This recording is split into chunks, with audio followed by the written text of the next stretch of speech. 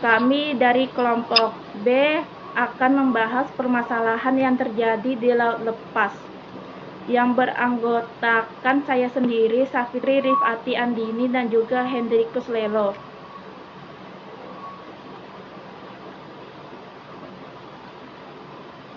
Latar belakang pembajakan di laut lepas, baik yang dilakukan oleh kapal-kapal asing maupun oleh kapal-kapal domestik di wilayah perairan internasional akhir-akhir ini telah menimbulkan keresahan bagi pelayaran internasional. Tindakan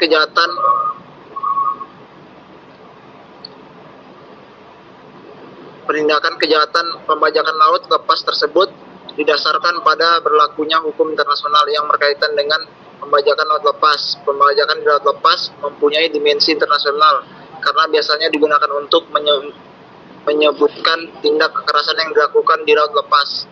Pembajakan di laut lepas sejak dahulu telah diatur berdasarkan hukum kebiasaan internasional karena dianggap mengganggu kelancaran pelayaran dan perdagangan antar bangsa. Pengaturan oleh hukum kebiasaan internasional tersebut terbukti dari praktek yang terus-menerus dilakukan oleh sebagian besar negara-negara di dunia. Oke, next. Pembajakan di laut lepas berdasarkan hukum internasional. Pembajakan di laut lepas ini telah diatur berdasarkan hukum kebiasaan internasional karena dianggap telah mengganggu kelancaran pelayaran dari negara memiliki hak untuk melaksanakan yurisdiksi berdasarkan hukum yang berlaku dalam negaranya. 1. Setiap tindakan ilegal kekerasan, penahanan atau tindakan penyusutan berkomitmen untuk tujuan pribadi oleh awak atau penumpang kapal atau pesawat pribadi dan diarahkan dibagi menjadi dua, yaitu A. Di laut lepas terdapat kapal lain atau pesawat udara, atau terdapat orang atau properti di atas kapal atau pesawat udara. B. Terdapat kapal, pesawat udara, orang atau barang yang di suatu tempat di luar yurisdiksi negara manapun. 2. Setiap tindakan partisipasi sukarela dalam operasi pesawat terbang dengan mengetahui fakta yang membuatnya menjadi bajak laut, kapal atau pesawat udara. 3. Setiap tindakan mengajak atau dengan sengaja membantu tindakan yang disebutkan di sub ayat 1 atau sub ayat 2 pasal ini. Oke, next. Oke, akan saya membahas contoh kasusnya. Perampokan atau yang biasa kita ketahui sebagai pembajakan kapal ini adalah salah satu bentuk dari kejahatan maritim. Sudah tidak asing lagi di telinga pembaca mengenai pembajakan di laut lepas yang dilakukan oleh kapal-kapal asing maupun domestik di wilayah perairan internasional. Salah satunya kasus pembajakan kapal adalah pembajakan di wilayah perairan Somalia, tepatnya di Teluk Aden. Tempat tersebut telah dijadikan wilayah pembajakan dan mengakibatkan para kapal mengangkut minyak ke Teluk Aden semakin rawan akan serangan para pembajak. Peristiwa ini tidak hanya mengganggu keamanan nasional Somalia, bahkan mengancam keamanan internasional. Ini termasuk persoalan internasional besar yang sangat segera diselesaikan oleh seluruh negara dan terutama Perserikatan Bangsa-Bangsa. Peristiwa ini juga menyinggung hukum internasional yang mana sebagai norma tinggi yang melindungi dan menangani setiap peristiwa hukum antar subjek hukum internasional, memiliki peranan yang penting sebagai dasar hukum penyelesaian di permasalahan ini. Next. Upaya-upaya hukum dalam menangani permasalahan pembajakan di laut. Beberapa upaya dilakukan dalam menangani permasalahan pembajakan di laut.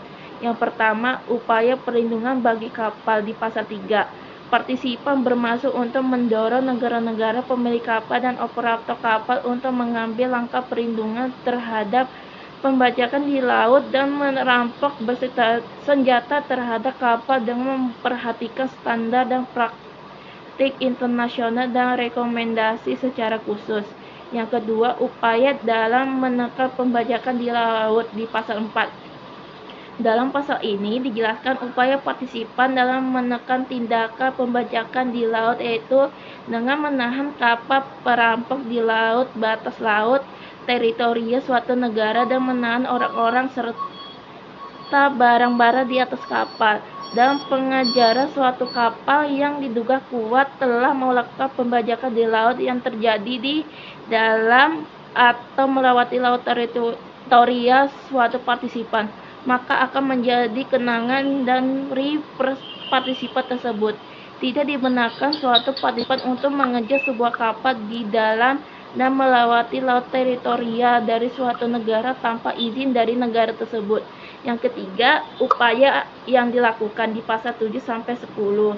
Dalam Code of Conduct ini dijabarkan mengenai upaya-upaya yang dapat dilakukan oleh para partisipan, yaitu menurunkan petugas yang ditempatkan atau embarked officer yang bertugas menaiki kapal atau pesawat patrol partisipan lain dalam rangka operasi di pasal 7. Koordinasi dan pembagian informasi yang dilakukan oleh titik kontak dan dilakukan dengan komunikasi yang efektif. Pasal 8. Pelaporan insiden kemudian disebarkan kepada partisipan yang dilakukan oleh pusat informasi di pasal 9, dan memberikan bantuan terhadap sesama partisipan di pasal 10. Berikut ini adalah kesimpulannya. Yang pertama, peraturan pembajakan di laut lepas berdasarkan hukum internasional, yakni berdasarkan Konvensi Hukum Laut PBB 1982. Konvensi Jenewa juga senada dengan pasal 105 UNCLOS yang menyatakan di laut lepas atau di setiap tempat lain di luar yurisdiksi negara maupun setiap negara dapat menyita suatu kapal atau pesawat udara pembajakan atau suatu kapal atau pesawat udara yang telah diambil oleh pembajakan dan berada di bawah pengendalian pembajakan, dan menangkap orang-orang yang menyita barang-barang yang ada di kapal. Yang kedua, upaya-upaya dalam menangani permasalahan pembajakan di laut lepas, yaitu melakukan kerjasama internasional maupun regional melalui penerapan sistem penggunaan dan perlindungan kapal yang memadai, melalui perbaikan komprehensif di negara Somalia yang merupakan salah satu solusi jangka panjang dan permasalahan pembajakan laut lepas ini, dan melalui perubahan atau peninjauan ulang terhadap hukum internasional yang berlaku saat ini. Perubahan atau peninjauan ulang dapat dilakukan dengan cara memperluas yurisdiksi internasional dengan protokol tambahan, menambah protokol dan United Nations Convention on Law of the Sea mengenai mekanisme untuk mengadili para perampok, Amandemen UNCLOS 1982 melalui ketentuan pasal 331 menambahkan pembajakan di laut sebagai salah satu tindak pidana yang dapat diadili dalam Mahkamah Pidana Internasional atau International Criminal Court, dan membentuk pengadilan khusus yang menangani di pembajakan di laut. Sekian dari presentasi kami. Apabila ada kesalahan video dan perkataan kita, mohon maaf. Terima kasih. Assalamualaikum warahmatullahi wabarakatuh.